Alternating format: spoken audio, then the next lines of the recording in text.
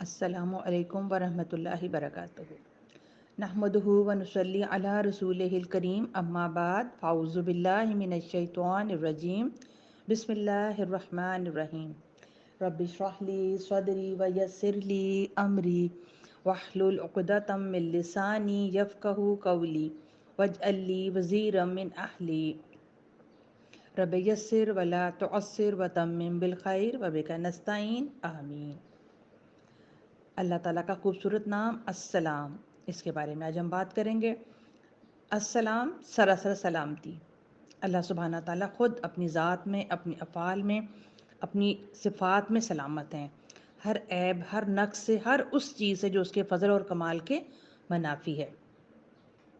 السلام بہت وسیع معنی رکھتا ہے، اور عربی میں سلمہ یسلم سلامن، یعنی سلام کا ایک معنی امن و امان اور حفاظت اور اطمینان بھی ہے، یعنی ہر طرح کی ظاہری اور باطنی بھلائیاں اور مکروہ اور عیب سے پاک ہونا۔ اسی طرح یہ لفظ خلاصی اور نجات کے معنوں میں بھی استعمال ہوتا ہے۔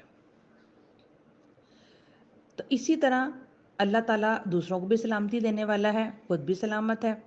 اللہ سبحانہ تعالیٰ کا فضل ہر چیز پر چھایا ہوا ہے، ہر چیز پر محیط ہے، اس لیے وہ اپنے بندوں کی نافرمانیوں کے باوجود انہیں سلامتی دیے ہوئے ہے، عافیت میں رکھے ہوئے ہے، اور خاص طور پر اپنے مومن بندوں کو اور آخرت میں اپنی سزا اور عذاب سے محفوظ رکھے گا۔ اللہ سبحانہ تعالیٰ کو سلامتی پسند ہے، اور وہ یہ چاہتا ہے کہ بندوں کے درمیان بھی آپس میں سلامتی کے تعلقات ہوں۔ جنت کو دارالسلام اسی لیے کہا جاتا ہے کہ وہاں ہر طرح کی مشکلات، بیماریاں، بڑھاپا، پریشانی، رنج و غم سے نجات ہوگی، اور انسان ان سب سے نجات پا جائے گا۔ قرآن مجید میں اللہ تعالیٰ فرماتے ہیں، لہم دار السلام عند ربہم وہو ولیہم بما کانوا یعملون، انہی کے لیے ان کے رب کے ہاں سلامتی کا گھر ہے، اور وہ ان کا مددگار ہے ان کے اعمال کی وجہ سے جو وہ کرتے ہیں۔ تو دنیا میں اگر انسان اپنے ایمان کو سلامت رکھے، اللہ کی بتائی ہوئی حدود و قیود کی حفاظت کرے، تو کل انشاءاللہ اللہ اسے سلامتی کا گھر عطا کریں گے۔ اور حقیقت یہ ہے کہ انسان دنیا میں مکمل امن و امان چاہتا ہے، اور دنیا کو ہی جنت بنانا چاہتا ہے، اور وہ آج کی زندگی میں چاہتا ہے کہ ہر طرح کی تکلیف اور مشکل سے خالی ہو۔ لیکن اللہ سبحانہ تعالیٰ نے یہ سلامتی اور یہ امن اور یہ سب نعمتیں کل کے لیے رکھی ہیں، اور کل کے لیے رکھی ہیں کس طرح سے؟ جنت کی شکل میں۔ اس لیے انسان کو اس دنیا میں رہتے ہوئے اس کی تلاش جاری رکھنی چاہیے، اور اس گھر کے لیے محنت کرنی چاہیے۔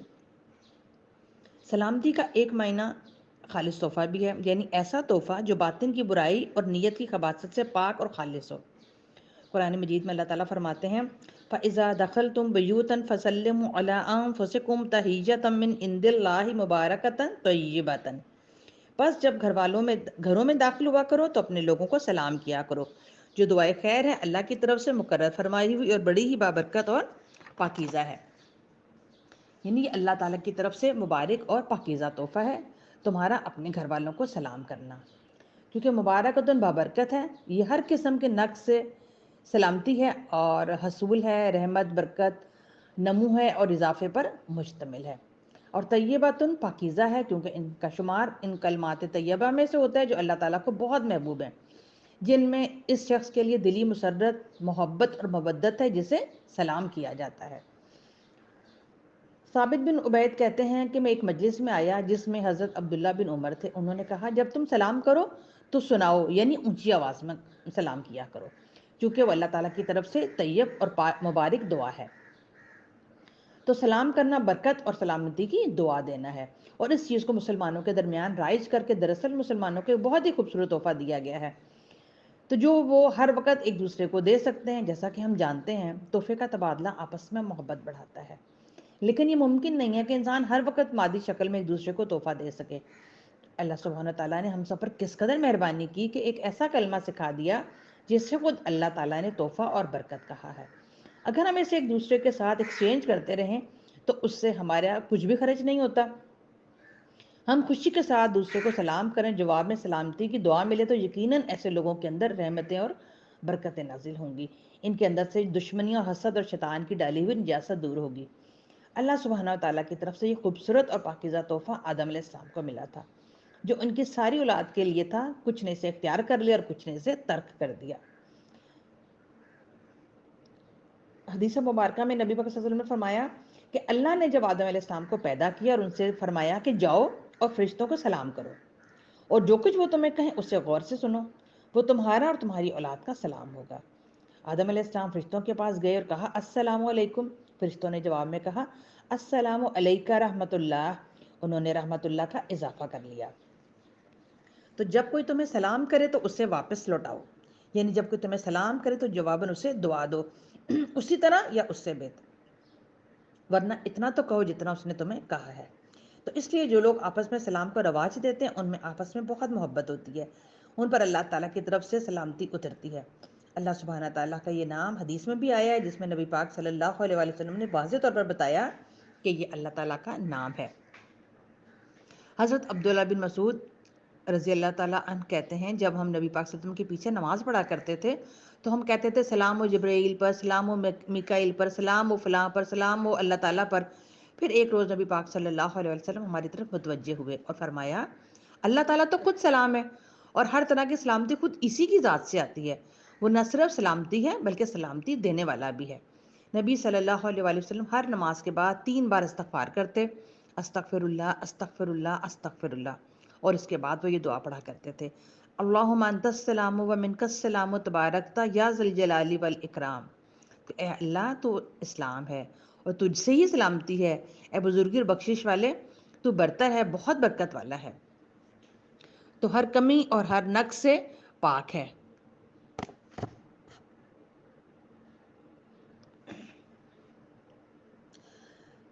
اللہ سبحانہ تعالیٰ نے اپنے انبیاء اور نیک بندوں کو سلام کیا ہے۔ قرآن مجید میں آتا ہے سلام علی نوح، سلام علی ابراہیم، سلام علی موسیٰ، سلام علی یاسین، سلام علی المرسلین، یعنی سارے رسولوں پر سلامتی ہو۔ قرآن مجید میں ایک جگہ آتا ہے قل الحمد للہ وسلم علی عبادہ الذین اصطفیٰ اللہ خیر اما یشرکون، تم سب کہو سب خوبیاں اللہ کے لیے ہیں اور سلام اس کے چنے ہوئے بندوں پر۔ تو کیا اللہ بہتر ہے یا ان کے وہ من گھڑت شریک؟ تو اللہ جو سلامتی ہے اسی سے عافیت و سلامتی کی امید کی جا سکتی ہے، وہی اپنے بندوں کو ہر طرح کے خوف اور پریشانیوں سے سلامتی عطا کرتا ہے۔ کسی بھی انسان کی زندگی میں بہت سے مواقع پریشانی کے گزرتے ہیں، لیکن 3 مواقع خاص طور پر پریشانی کے ہیں۔ نمبر 1 جب انسان اس دنیا میں آتا ہے، نمبر 2 وہ دن جب وہ اس دنیا سے جاتا ہے، اور نمبر 3 جب وہ قبر سے اٹھایا جائے گا۔ تو دنیا میں آنے کا دن پریشانی کا اس لیے ہے کہ انسان ایک تنگ و تاریک کوٹری سے ایک وسیع و ریز دنیا میں آ جاتا ہے جو اس کے لیے بالکل اجنبی ہے، اس لیے وہ گھبراہٹ کا شکار ہوتا ہے۔ دوسرے وہ دن جب موت کا دن ہوتا ہے، جب انسان اس دنیا سے رخصت ہو رہا ہوتا ہے، جب اس کے لیے راہیں پھر جاتی ہیں اور جب وہ اس دنیا کے لیے اجنبی ہو جاتا ہے اور ایک نئی مخلوق سے ملاقات کرتا ہے، یا تو رحمت کے فرشتے اور یا پھر عذاب کے فرشتے آتے ہیں۔ تو جو نیک روح آتی ہے اس کے پاس فرشتے آ کر اسے سلام کرتے ہیں سلام علیکم طبتم، سلامتی ہو تم پر، تم بہت اچھے رہے۔ اللہم اجعلنا منہم، اللہ تعالیٰ ہمیں بھی ان نیک لوگوں میں سے بنا دے۔ اللہ سبحانہ تعالیٰ کی طرف سے بھی سلامتی لاتے ہیں۔ اور تیسرے وہ دن جس میں انسان اپنی قبر سے اٹھایا جائے گا، اور وہ بھی حشر کا دن ہوگا، بہت مصیبت کا، بہت طویل دن، بہت گھبراہٹ کا دن ہوگا، مگر اللہ سبحانہ تعالیٰ کو ماننے والے اس دن بھی سلامتی میں ہوں گے۔ اللہ ان کو اپنی خاص سلامتی سے نوازے گا اور ان سے ہر طرح کا خوف، غم اور گھبراہٹ اور پریشانی دور کر دے گا انشاءاللہ۔ اللہ تعالیٰ ہم سب کو اپنی خاص حفاظت اور عافیت میں رکھے اور سلامتی سے نوازے، آمین۔ اللہ تعالیٰ اپنے بندوں کو جنت میں بھی سلام بھیجے گا۔ ارشاد باری تعالیٰ ہے سلام قول من رب رحیم، تو سلام اس مہربان رب کی طرف سے جو بہت رحم فرمانے والا ہے۔ یہاں اللہ تعالیٰ کے صفت الرحیم کا بھی ذکر کیا گیا، کیونکہ جنت میں کوئی بھی اللہ تعالیٰ کی رحمت ہی کی وجہ سے جاتا ہے، اور جنت کے ناموں میں سے ایک نام رحمت بھی ہے۔ انتی رحمتی، تو میری رحمت ہے، تمہارے ذریعے میں جس سے چاہوں گا رحم فرماؤں گا۔ تو جو لوگ جنت میں جا چکے ہوں گے اللہ تعالیٰ ان کو سلام بھیجیں گے، اور پھر جو صبر کرنے والے ہیں ان کو جنت کا سب سے اونچا بالا خانہ انعام میں ملے گا، اس لیے کہ انہوں نے صبر کیا اور ان کا استقبال زندگی کی دعا اور سلام کے ساتھ کیا جائے گا۔ اسی طرح جب نیک لوگ جنت میں پہنچ جائیں گے تو ان کے چاروں طرف سے فرشتے حاضر ہو کر سلام کریں گے اور انہیں اس بات کی مبارکباد دیں گے کہ وہ کامیابی کی منزل کو پہنچ گئے۔ جنت کو بھی اللہ تعالیٰ نے دارالسلام کے نام سے پکارا ہے، قرآن مجید میں آتا ہے लहुम दारुस्सलाम इंद रब्बिहिम वहुव वलियुहुम बिमा कानू यामलून। उन्हीं के लिए उनके रब के पास सलामती के घर हैं और वही उनका कारसाज है जो कि वो नेक काम करते थे। तो यानी जन्नत एक ऐसा मुकाम है जहाँ इंसान को किसी किस्म की कोई तकलीफ, कोई परेशानी ना होगी, जिसमें इंसान कोई बेहुदा गुफ्तगू ना सुनेगा और ना ही गुनाह में डालने की कोई बात। मगर वहाँ एक बात बहुत आम होगी और वो सलाम होगा। हर तरफ से सलामती की पुकार होगी, हर कोई एक दूसरे को सलाम कर रहा होगा। कितनी खूबसूरत वो जगह है और वो मकाम, और वो उनके लिए होगा जो एक दूसरे को दुख और तकलीफ़ों से सलामती में रखेंगे। दुनिया में उनमें से किसी को दुख और तकलीफ़ ना होगी। यानी ऐसा शख्स जिसने दुनिया में लोगों को अपने शर से महफूज रखा, अपने हाथ से, अपनी ज़बान से, तो ये नेमतें उसे मिलेंगी वहाँ पर। तो अपनी ज़बान से दूसरों को तकलीफ़ ना देंगे, जो अपनी ज़बान से, अपने हाथों से दूसरों को सलामत रखेंगे और जो इस दुनिया में शर और फसाद ना फैलाएंगे, दुनिया को भी एक सलामती की जगह बनाएं। तो अल्लाह ताला का नाम अस्सलाम इसलिए भी है कि अल्लाह हर नक्स, हर ऐब से पाक है। अल्लाह की सिफ़ात और उसकी शान इतनी बुलंद है कि इसके अंदर किसी भी किस्म का कोई ऐब नहीं पाया जाता और वो सलामती को पसंद करता है। उसने हमारे लिए जो दीन पसंद किया उसका नाम भी इस्लाम रखा, और जो शख्स इस्लाम कबूल कर लेता है तो वो सलामती में आ जाता है, अल्लाह ताला की रहमत में आ जाता है। कुरान मजीद में अल्लाह ताला फरमाते हैं, वरज़ीतु लकुमुल इस्लाम दीना, मैंने तुम्हारे लिए दीन इस्लाम को पसंद किया। तो अल्लाह ताला जब लोगों को हिदायत के लिए बुलाते हैं तब भी फरमाते हैं, वल्लाहु यदउ दारुस्सलामी, अल्लाह तुम्हें सलामती के घर की तरफ दावत देता है। तो अगर तुम अल्लाह ताला की मर्जी के मुताबिक ज़िंदगी बसर करो, उसकी ताअत और फरमाबरदारी करो, तो तुम सलामती को पहुँचोगे। इसी तरह एक और जगह फरमाते हैं, लोगों अब तुम्हारे पास अल्लाह ताला की तरफ से रोशनी और एक वाज़ेह किताब आ चुकी है, जिसके ज़रिए अल्लाह ताला इन लोगों को सलामती की राहें दिखाता है जो उसकी रज़ा के पीछे चलते हैं, और उन्हें अपने इज़्न से अंधेरों से निकाल कर रोशनी की तरफ ले जाता है और सीधी राह की तरफ उनकी रहनुमाई करता है। आम तौर पर ये ख्याल होता है कि अगर हम दीन की तरफ आएंगे या हम अल्लाह की बात मानेंगे तो दुनिया हमारे लिए मुश्किल हो जाएगी। लेकिन हकीकत ये है कि अल्लाह ताला ने जितने भी अहकाम हमें दिए हैं वो हमें अपनी मर्ज़ी और पसंद के ख़िलाफ़ लगते हैं। ख्वाहिश नफ्स उसके ख़िलाफ़ जाती है और हम ये समझते हैं कि शायद हमारे साथ ज़्यादती की गई है। लेकिन अगर थोड़ा सा इंसान गहराई में देखे तो अल्लाह ताला के हुक्म मानने में सलामती ही सलामती है। एक तो ये कि दुनिया में इंसान के ऊपर दीन जो भी पाबंदियाँ लगाता है और जिस पर वो पाबंदियाँ लग रही होती हैं उसके लिए थोड़ी सी मुश्किल का बायस ज़रूर होती हैं, लेकिन उससे दूसरे लोग अमन और चैन में आते हैं। मिसाल के तौर पर अल्लाह ताला ने चोरी से मना किया है, तो इसलिए तो क्यों मना किया है? इसलिए मना किया है ना कि दूसरों का माल सलामत रहे। चोर ये समझे कि किसी चीज़ की उसको ज़रूरत है और वो उससे किसी और के माल में मिल रही है, तो उसे ना उससे इजाज़त लेने की ज़रूरत है, ना उससे पूछने की ज़रूरत है, और फिर ये कि उसको बुरा भला भी ना कहा जाए। तो अक्ल इस बात को नहीं मानती कि किसी को इजाज़त दी जाए कि वो दूसरे के माल में से अपनी मर्ज़ी से कुछ भी लेना शुरू कर दे। तो अल्लाह ताला ने इसकी इजाज़त नहीं दी और उसे कबीरा गुनाहों में शुमार किया है ताकि दूसरों का माल सलामत रहे। इसी तरह झूठ बोलना, धोखा देना, वादा खिलाफी करना, गीबत करना, ताने देना, हो सकता है किसी के लिए तमाम जो फ़ेल हैं वो खुशगवार हों, और कुछ लोगों की आदत बन जाती है दूसरों की बुराइयां करके वो लुत्फ़ उठाते हैं, दूसरों की इज़्ज़त उछाल कर अपने लिए बड़ी रिलायबल चीज़ समझते हैं और कोई कबाहत महसूस नहीं करते और बड़ा फ़ख्र करते हैं कि वो दूसरों का तमस्खुर उड़ाते हैं। तो बाज़ औक़ात दूसरों का मजाक उड़ाकर, दूसरों को दुख देकर लुत्फ़ उठाते हैं और कहते हैं ऐसी भी कोई बात नहीं है, ये कौन सी इतनी बड़ी बात थी, अगर किसी ने दूसरे को कुछ कह भी दिया तो इससे किसी का क्या बिगड़ जाता है। लेकिन हकीकत ये है कि बहुत सारी ऐसी चीज़ें जो देखने में नुकसानदेह नहीं, अगर इन पर रोक टोक ना लगाई जाए, तो इनको एक हद के अंदर बंद ना किया जाए, तो वो ताल्लुकात की खराबी का बायस बनते हैं। इसीलिए कुरान मजीद में अल्लाह ताला फरमाते हैं, वैलुल लिकुल्ली हुमाज़तिल लुमज़ा, हलाकत है हर उस शख्स के लिए जो ऐब लगाए और ताना दे।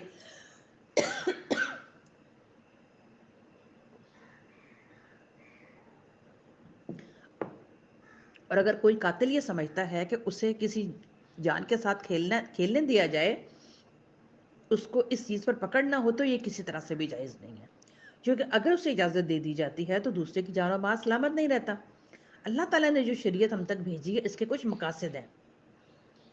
इंसान का दीन सलामत रहे, इसका हसब नसब सलामत रहे। उसे जिना की इजाज़त क्यों नहीं दी गई? ताकि लोगों का हसब नसब सलामत रहे। शराब की इजाज़त क्यों नहीं दी गई? ताकि इंसान की अकल सलामत रहे।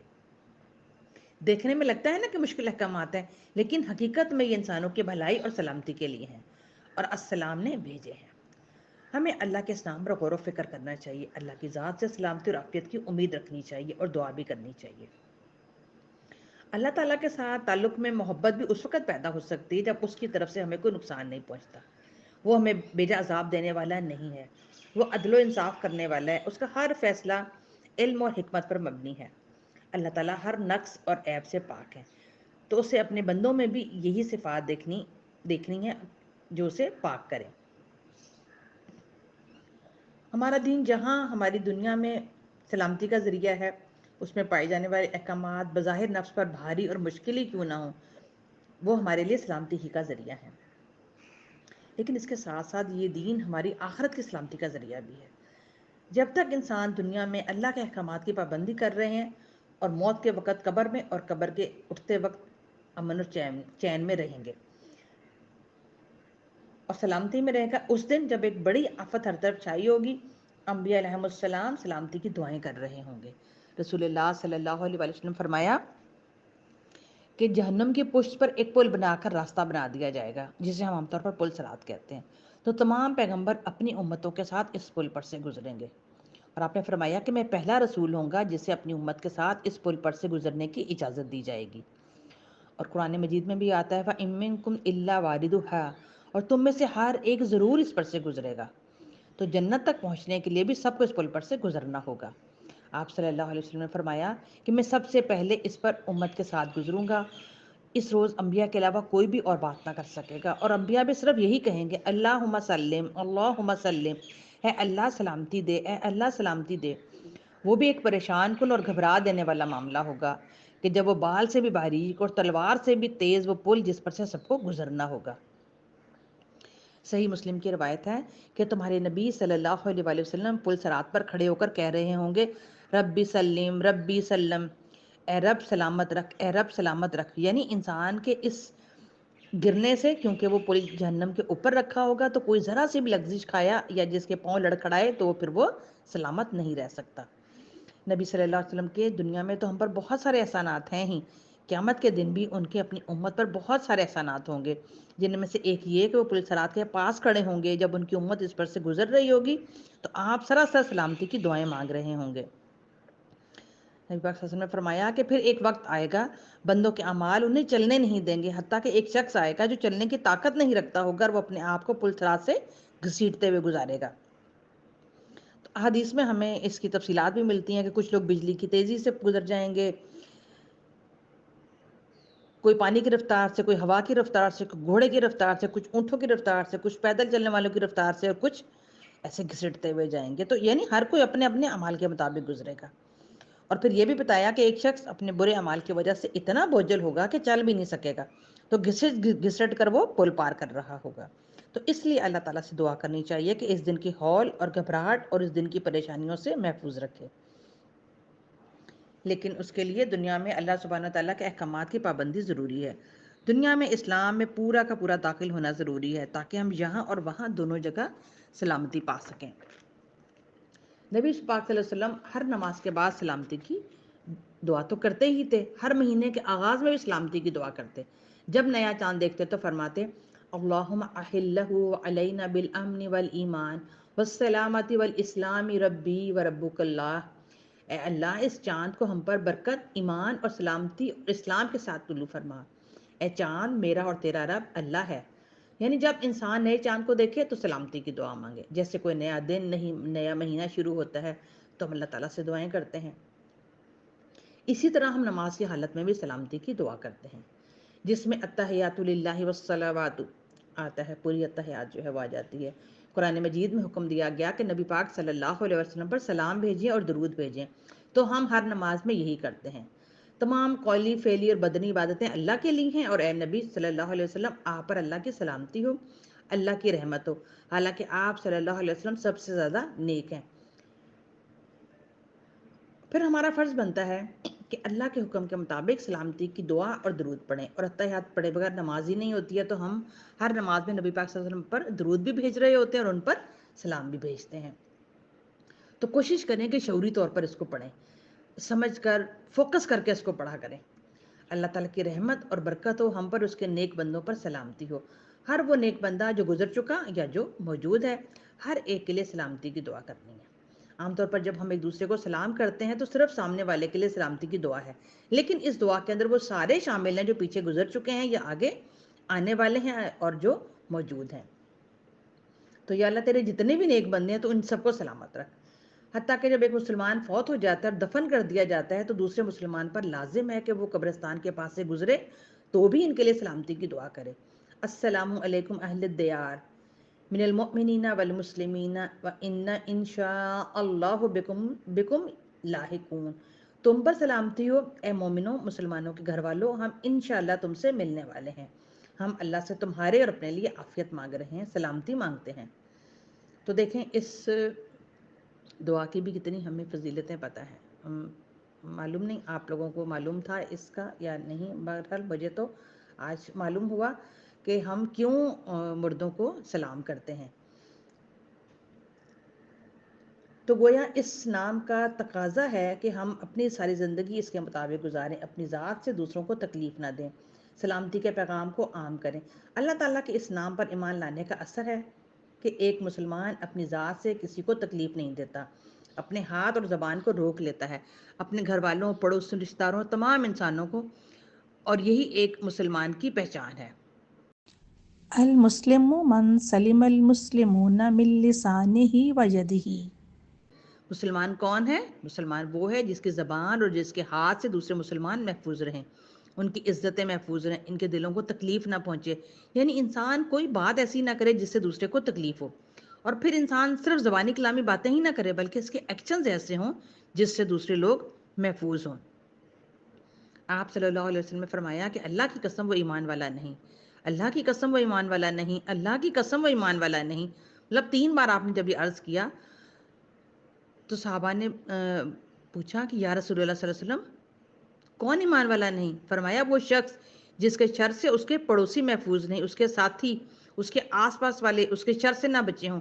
تو سوچئے کہ اگر کوئی شخص کسی کے لیے سلامتی کا ماحول پیدا نہیں کرتا تو وہ خود کیسے سلامت ہو سکتا ہے؟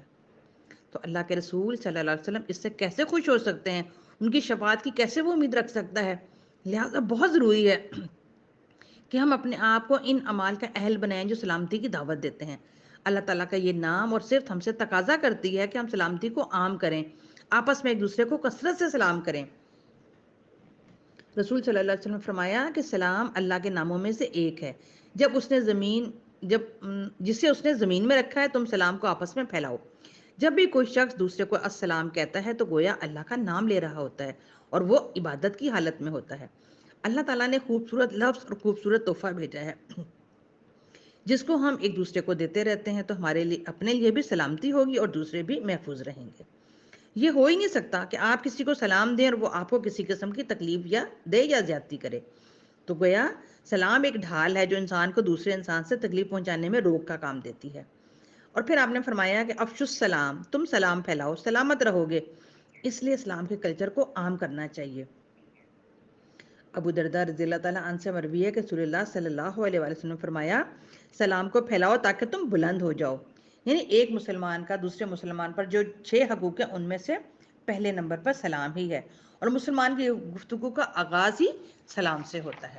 السلام قبل الکلامی، تو کلام سے پہلے سلام کیا جائے، اور صرف ملتے وقت ہی سلام نہ کیا جائے بلکہ جدا ہوتے وقت بھی سلام کیا جائے. آپ صلی اللہ علیہ وسلم نے فرمایا کہ تم میں سے جب کوئی کسی مجلس میں پہنچے تو سلام کرے، اور جانے کے لیے کھڑا ہو تو بھی سلام کرے. یعنی دونوں سلام ہی اہم ہیں. صرف السلام علیکم بھی کہا جا سکتا ہے اور السلام علیکم ورحمۃ اللہ وبرکاتہ بھی کہا جا سکتا ہے. تو جو سلام میں مزید 2 دعاؤں کا اضافہ کرتا ہے اس کا اجر بھی بڑھ جاتا ہے. جو شخص سلام میں پہل کرتا ہے تو وہ اللہ کی قربت تلاش کرتا ہے. تو سلام کرنا ایک رسم یا رواج نہیں بلکہ یہ ایک عبادت ہے. اس سے اللہ کا قرب نصیب ہوتا ہے. آج کے بعد دوسروں کو جب سلام کریں تو عبادت سمجھ کے کریں. پہلے سلام کرنے والے کو زیادہ اجر ملتا ہے اور یہ مفت میں نیکیاں کماتا ہے. ابو ہریرہ رضی اللہ تعالیٰ عنہ سے روایت ہے کہ ایک مجلس میں تھے کہ ایک شخص آیا.